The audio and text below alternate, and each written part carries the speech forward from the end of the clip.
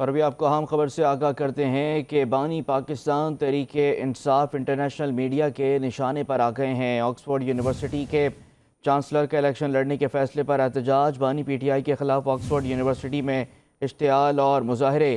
Daily Mail کا بانی P T I کو ڈس گریسڈ وزیر اعظم کا خطاب۔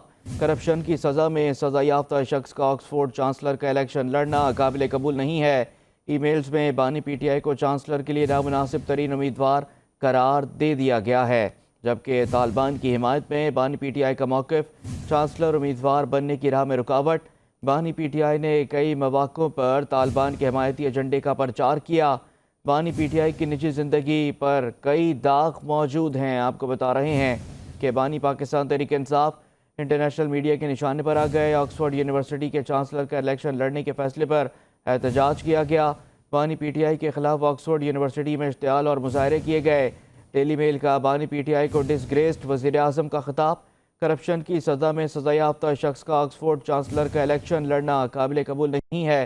ای میلز میں بانی پی ٹی آئی کو چانسلر کے لیے نامناسب ترین امیدوار قرار دے دیا گیا۔ طالبان کی حمایت میں بانی پی ٹی آئی کا موقف چانسلر امیدوار بننے کی راہ میں رکاوٹ۔ بانی پی ٹی آئی نے کئی مواقع پر طالبان کے حمایتی ایجنڈے کا پرچار کیا۔ بانی پی ٹی آئی کی نجی زندگی پر کئی داغ موجود ہیں۔